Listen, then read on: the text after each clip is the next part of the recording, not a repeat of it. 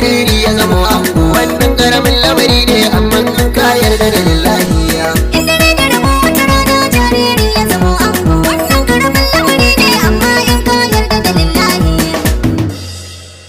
Da kin kina a rayuwar da kin mini illa, da kin so ni dole za na fada kogin zuma. Da ka kina a rayuwar da ka mini illa, da ka so ni dole za na fada kogin zuma.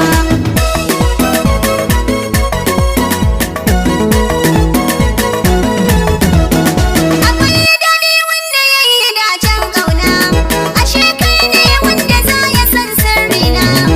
Na yarda da ni da kai ta fannin ƙauna, nauyi na kula da kai yana kayina.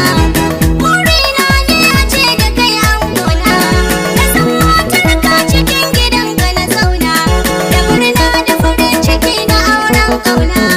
Da ne jikona da kai nake so ni rayuwa.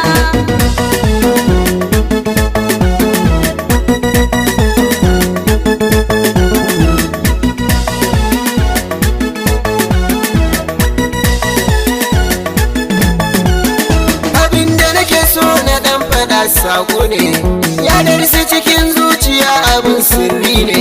Ni da ke na aminta ya kamata ki gane, idan na boye sirrin hakan daidai ne. Ita soyayya mai fishi na ce yawa ne, kama masoyinka yin hakan girma ne. Kuma shashanin mini da ke kauna ne, neman dace ni nake bukata kunyar